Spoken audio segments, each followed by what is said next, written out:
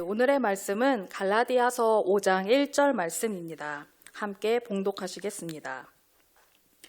그리스도께서 우리를 자유롭게 하려고 자유를 주셨으니 그러므로 굳건하게 서서 다시는 종의 멍에를 매지 말라. 네, 기도하시겠습니다. 하나님, 이곳에 함께하여 주시니 감사합니다. 마치는 시간까지 부족한 저를 붙드사 저는 가려주시고 오직 성령의 능력만이 나타나게 도와주세요. 감사합니다. 간절히 기도드립니다. 아멘. 오늘 제목은 율법의 씨앗이라는 제목을 가지고 왔습니다. 조금 무거운 말씀일 수도 있는데요. 부디 성령님께서 각 사람에게 필요한 만큼만 들리게 하여 주시고 저 또한 담대하게 전할 수 있도록 은혜 부어주시기를 간절히 기도드립니다. 먼저 오늘 이 자리에 와주신 분들에게 그리고 각자의 자리에서 듣고 계신 분들 모두에게 감사드립니다. 이 자리에 오기까지 많은 사연이 있을 줄 압니다. 수많은 고난이나 짜증이 넘쳐 흐를 만한 사정이 있음에도 이곳에 오신 분들이 있을 것입니다. 갈까 말까 고민하다가 예배를 사모하는 마음에 오신 분도 있으실 것입니다. 정말 귀하신 분들입니다. 또한 그냥 예배가 있으니까 그냥 늘 오던 습관대로 오신 분들도 계실 것입니다.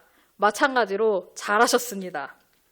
혹은 정말 여기 오기 싫었는데 누군가에게 이끌려서 오신 분도 있으실 것입니다.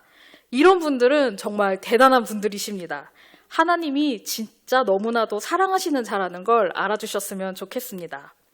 여러분, 잘 오셨습니다. 어찌되었든 어떤 상황이든 이곳에 와주신 여러분들에게 감사의 말씀을 드리고 싶습니다. 잘 오셨습니다. 그런데 말입니다. 묻고 싶은 게 있습니다. 왜 오셨습니까? 무엇 때문에 이곳에 오셨습니까? 예배를 드리기 위해서 어떤 마음과 자세를 준비하고 오셨습니까? 혹은 그냥 시간이 돼서 오시지는 않으셨습니까? 여기 있는 시간 동안 열심히 공부를 하거나 일을 해서 다른 사람들에게 인정을 받고 선한 영향력을 끼치는 것이 더 하나님께 영광을 돌리는 일이지 않을까요? 교회 오는 길에 길거리에 오가던 사람을 보신 적이 있으십니까? 그 중에 한 사람은 깊은 절망에 빠져 신음하고 있었는지도 모릅니다. 찾아가 위로하는 것이 더 이웃을 사랑하는 일이지 않을까요? 또한 성경에서는 안식일을 지키라고 나와 있습니다. 여러분도 아시다시피 안식일은 토요일입니다. 그런데 금요일 밤에 왜 여기에 모여 계십니까? 그냥 여기에 앉아 찬양을 부르는 걸 구경하고 설교 좀 들어주다. 하나님, 제 말 좀 들어보세요. 이것도 저것도 잘 되게 도와주세요. 하고 기도하고 가는 매번 반복되는 학교 수업과 같은 예배에서 진정으로 구원받았다고 생각하십니까? 예수를 믿어 구원에 이른다고 하는데 여러분들은 예수님에 대해 얼마나 알고 계십니까? 여러분들은 진정으로 구원받으셨습니까? 지금까지 제가 한 말들이 좀 이상하다고 생각하지 않으십니까? 틀린 것 같은데, 이상한 것 같은데 혹시 이단인가? 마음이 좀 불편해지시나요? 네, 사실 이단들이 좀 사용하는 레퍼토리들을 살짝 빌려왔습니다. 여러분, 이것이 율법주의입니다. 이것이 바울 사도가 그토록 애타게 경계했던 율법주의입니다. 갈라디아 교회 성도들에게 복음을 전하면 저주를 받을 것이라고 강력하게 외치면서 경계하라고 말했던 것이 바로 이 율법주의입니다. 오늘 저주받아 마땅한 죄, 하나님이 주신 자유를 빼앗는 사탄의 강력한 무기 중 하나인 율법주의에 대해서 말씀드리고자 합니다. 예수님께서 십자가에서 죽으시고 부활하신 뒤 많은 사람들은 그리스도의 복음을 사방으로 전했습니다. 그 중에서 사도 바울은 전도 여행을 통해 이방인들에게 복음을 전했습니다. 안디옥에서 출발하여 구브로 섬을 거쳐 지금의 터키 지역인 갈라디아 지역에 교회를 세우게 됩니다. 그리고 이 지역이 바로 오늘의 본문인 갈라디아서를 받게 되는 갈라디아 지역입니다. 이렇게 복음을 잘 전하고 다시 출발지였던 안디옥으로 돌아왔는데 글쎄 갈라디아 지역에서 소식이 하나 전해져 왔습니다. 그 내용은 갈라디아서 5장 2절부터 4절에 나와 있습니다. 제가 읽겠습니다. 보라, 나 바울은 너희에게 말하노니 너희가 만일 할례를 받으면 그리스도께서 너희에게 아무 유익이 없느니라. 내가 할례를 받는 각 사람에게 다시 증언하노니 그는 율법 전체를 행할 의무를 가진 자라. 율법 안에서 의롭다함을 얻으려 하는 너희는 그리스도에게서 끊어지고 은혜에게서 떨어진 자로다. 할례는 포경수술을 말합니다. 남성 유대인이라면 반드시 받아야 하는 통가 의례입니다. 할례를 받지 않은 자와는 같이 식사도 하지 않을 정도로 가장 엄격하게 지켜지던 의식이었습니다. 그러니까 갈라디아 지방에 있던 교회에서 바울 사도에게 보낸 소식은 바로 이것입니다.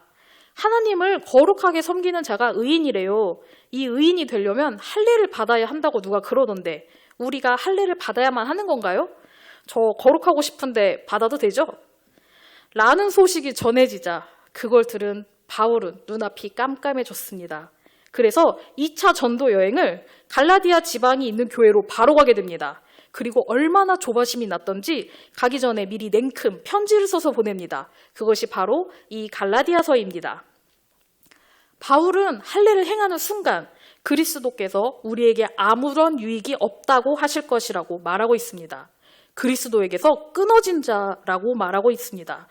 그리스도의 은혜에서 떨어져 나간 자가 된다고 이야기하고 있습니다. 너무 무섭지 않습니까? 이 어마어마한 협박은 바울이 할례를 절대로 받지 말라고 강조하고 있습니다. 바울이 할례를 거부하는 무할례자여서일까요? 다음 본문을 교독하겠습니다. 사도행전 16장입니다. 제가 먼저 읽겠습니다.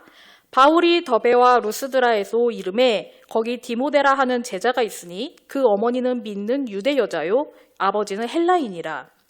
디모데는 루스드라와 이고니온에 있는 형제들에게 칭찬받는 자니 함께 읽겠습니다. 바울이 그를 데리고 떠나고자 할새 그 지역에 있는 유대인으로 말미암아 그를 데려다가 할례를 행하니 이는 그 사람들이 그의 아버지는 헬라인인 줄을 다 알미로라. 아멘. 이 디모데는 바울이 1차 전도 여행을 하던 중 갈라디아 지역인 루스드라에서 만난 청년이었습니다. 그래서 다시 2차 전도 여행으로 갈라디아 지역으로 갔고 루스드라에서 다시 방문하여 디모데를 만나서 할례를 행한 것입니다. 디모데의 아버지는 헬라인, 즉 이방인이었기 때문에 아직 할례를 받은 상태가 아니었거든요. 그런데 바울은 디모데를 직접 데려다가 할례를 행했습니다. 갈라디아서를 쓰면서 할례는 절대 안 됩니다. 절대 받지 마! 라고 외친 바울은 왜 디모데는 직접 데려가 할례를 행한 것일까요? 뭐가 맞는 것일까요? 상황에 따라 다른 것일까요? 사실 사도 바울의 기준은 명확합니다. 갈라디아서 5장 5절에서 6절 말씀입니다. 함께 읽겠습니다. 우리가 성령으로 믿음을 따라 의의 소망을 기다리노니 그리스도 예수 안에서는 할례나 무할례나 효력이 없으되 사랑으로서 역사하는 믿음뿐이니라. 할례는 효력이 없습니다. 뿐만 아니라 무할례도 마찬가지로 효력이 없습니다. 바울이 예수 그리스도에게서 끊어진다고 표현하면서 강력하게 할례를 받지 말라고 이야기했던 이유는 바로 여기에 있습니다. 갈라디아 지방의 교회 안에서 할례를 받아야 한다고 주장하는 자들의 마음이 그리스도 안에 있지 않기 때문입니다. 그들은 의로운 자가 되기 위해서 할례를 통하여 율법을 행해야 한다고 강조하였기 때문이었습니다. 하나님의 거룩한 사람이 되기 위해서 그리스도나 성령에 의지하지 않고 다른 어떤 무언가를 강조했기 때문이었습니다. 이것이 복음의 탈을 쓴 거짓 복음입니다. 복음인 척 성도를 속이는 왜곡된 거짓 복음입니다. 사도 바울은 이 점을 분명하게 말해주고 있는 것입니다. 갈라디아서 2장 16절 말씀입니다. 함께 읽겠습니다. 사람이 의롭게 되는 것은 율법의 행위로 말미암음이 아니요 오직 예수 그리스도를 믿음으로 말미암는 줄 알므로 우리도 그리스도 예수를 믿나니 이는 율법의 행위로서가 아니고 그리스도를 믿음으로써 의롭다 함을 얻으려 함이라. 율법의 행위로서는 의롭다 함을 얻을 육체가 없느니라. 아멘. 오직 의인만이 천국에 갈 수 있습니다. 의인만이 구원을 얻습니다. 의인이 되는 것은 의인이 되고 싶어서 얻을 수 있는 것도 아니고 의인처럼 착하게 살아서 의롭게 살아서 될 수 있는 것도 아닙니다. 의인은 오직 하나님께서 의인이라고 여겨주신 자만이 의인이 될 수 있습니다. 성령님께서 인치신 자만이 의인이 될 수 있습니다. 그리고 그 의인은 오직 우리 주 예수 그리스도를 믿음으로만 의인이 될 수 있습니다. 그런데 율법주의는 이 그리스도의 은혜 외에 다른 무언가를 이야기합니다. 큰 틀에서는 신천지나 구원파들도 율법주의로 볼 수 있습니다. 신천지 교인이 되기 위해서는 그들의 방식으로 세뇌되는 성경 공부를 배우고 성경 시험을 통과해야만 합니다. 그리고 2명 이상을 전도해야만 신천지인이 될 수 있습니다. 예전에는 1명이었는데 지금은 2명으로 늘었어요. 구원파 또한 예수 그리스도의 죄사함을 받았다는 각자만의 간증이 있어야 합니다. 그렇기 때문에 몇 분에 구원을 받았다는 기점이 생깁니다. 그래도 이렇게 뻔하고 표가 나는 율법주의는 금방 구분할 수 있습니다. 그러나 우리 마음속에 자리 잡는 율법주의는 분별하기 어렵습니다. 아무리 성경을 백독해도 예수를 믿지 않으면 의인이 될 수 없습니다. 아무리 예배를 꼬박꼬박 나와도 예수를 믿지 않으면 의인이 될 수 없습니다. 예배 시간에 찬양을 부르고 주여 부르짖으며 기도할지라도, 심지어 이 자리에 서서 말씀을 선포할지라도 예수를 믿지 않으면 의인이 될 수 없습니다. 그런데 정말 무서운 것은 성경을 줄줄 외우면 믿음이 좋다고 이야기합니다. 예배에 성실히 참여하고 헌금하고 봉사하면 이 사람은 신앙생활을 진짜 잘하는구나 라고 말합니다. 거기서부터 율법주의의 씨앗은 우리 마음속에 은밀히 자리 잡습니다. 그리고 성실함을 양분으로 삼아 무럭무럭 자랍니다. 그리고 거짓된 악의 열매를 맺습니다. 그럼 어떻게 하면 이 율법주의를 잘 구분할 수 있을까요? 율법주의를 잘 설명하는 대표적인 인물은 뭐니 해도 성경 속의 바리새인들이지만 제가 티가 나지 않는 율법주의자들의 모습을 준비해봤습니다. 누가복음 15장에 나오는 인물입니다. 성도님들께서도 잘 아실 텐데요. 바로 첫째 아들입니다. 교독하시겠습니다. 제가 먼저 읽겠습니다.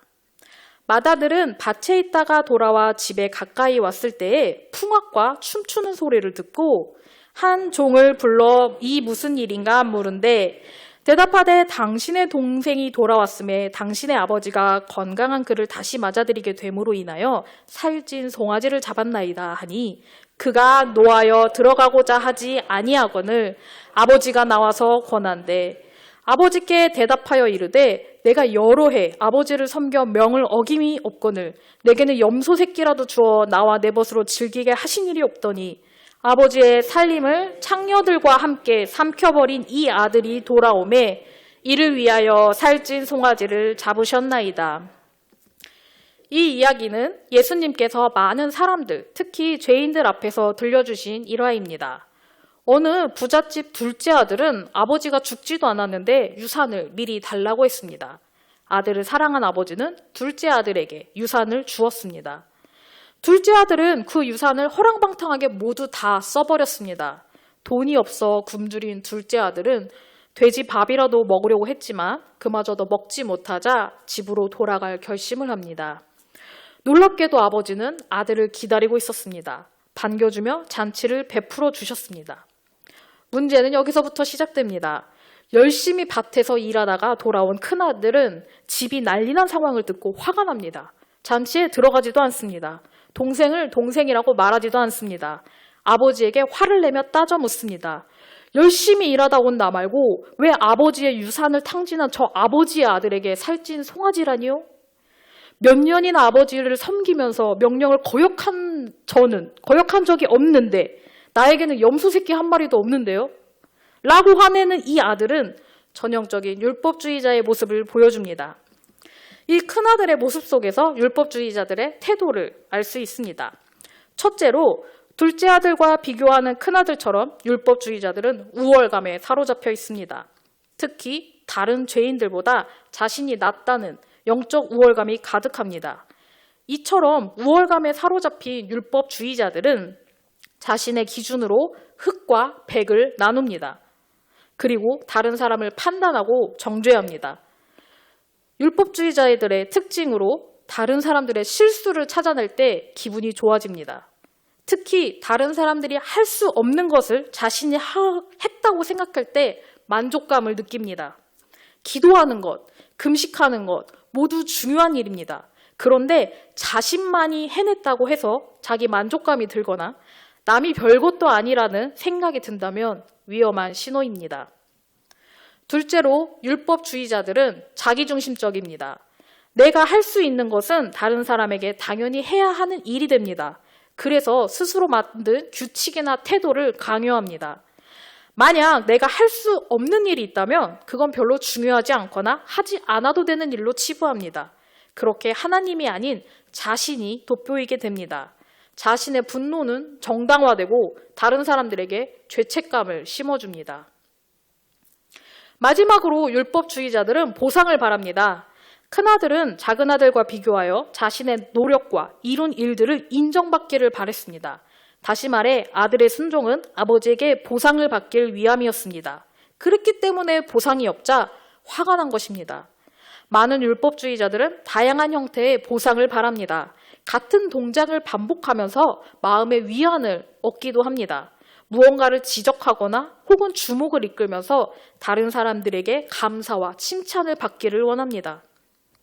이처럼 율법주의자들은 믿음이 연약한 사람들의 죄책감을 증폭시키고 특정 규칙을 완수함으로써 자기 자랑으로 삼습니다.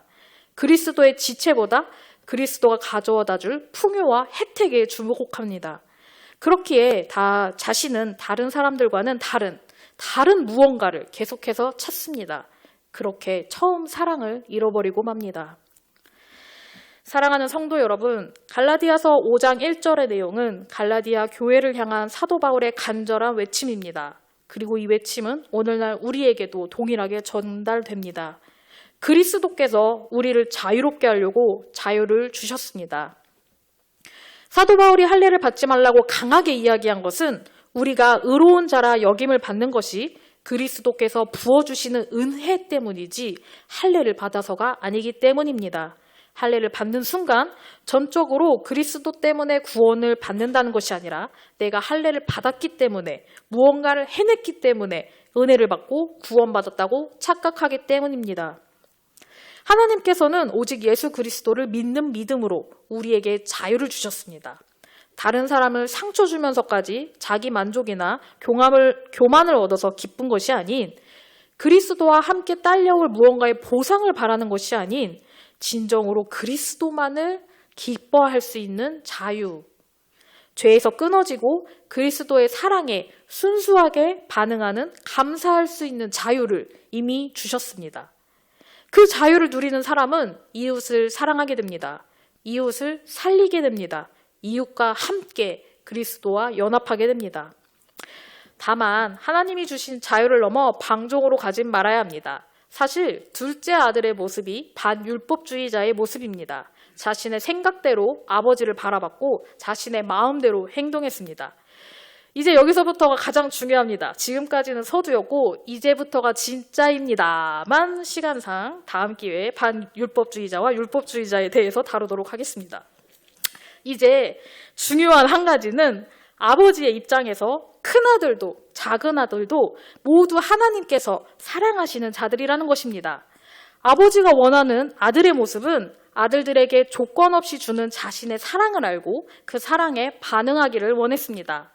아버지가 베푸는 자유 아래서 풍성한 사랑을 누리기를 바랬습니다. 그렇습니다. 율법주의자들에게 없는 것은 바로 사랑입니다. 갈라디아서 5장 13절은 자유를 넘어 사랑을 말하고 있습니다. 자매 형제 여러분, 자유를 위하여 부르심을 입으셨습니다. 그러나 그 자유로 육체의 기회를 삼지 말고 오직 사랑으로 서로 종노릇 하십시오. 하나님은 그분 안에서 세상이 줄 수 없는 자유와 기쁨을 경험하기를 원하십니다. 특히 하나님께서 주신 자유를 즐거워하고 그것을 다른 사람과 함께 나누기를 원하십니다. 다른 사람을 사랑하는데 그 자유를 사용하기를 원하십니다. 우리 주 예수 그리스도의 은혜 아래서 자유하십시오. 그리고 사랑하십시오. 우리를 사랑하시는 예수 그리스도를, 그리고 그리스도가 사랑하시는 우리의 이웃을. 말씀을 정리해 보도록 하겠습니다. 율법주의는 믿음에, 구원에 혹은 하나님의 은혜에 무언가를 덧붙이는 것입니다. 그들은 우월감과 자기중심적 보상 심리를 바라는 태도를 지닙니다. 그리고 덧붙인 무언가를 다른 사람과 비교하거나 강요하는 데 사용합니다. 다른 사람을 지적하며 자신은 만족감을 얻고 다른 사람에게는 죄책감을 줍니다. 그리고 이 모든 것에는 사랑이 없습니다. 우리는 이웃을 사랑하지 못하고 정죄하거나 자기 만족의 도구로 전락시킵니다. 율법주의의 씨앗이 자라지 못하게 하는 방법은 하나님의 말씀대로 이웃을 사랑하는 것입니다. 때로는 연약하고 부족하고 여전히 어린아이와 같은 이웃들도 있습니다. 그러나 우리 우면동 교회는 가장 느린 사람의 발에 맞추어 사랑으로 주께 나아가는 교회가 되기를 진심으로 기도하겠습니다.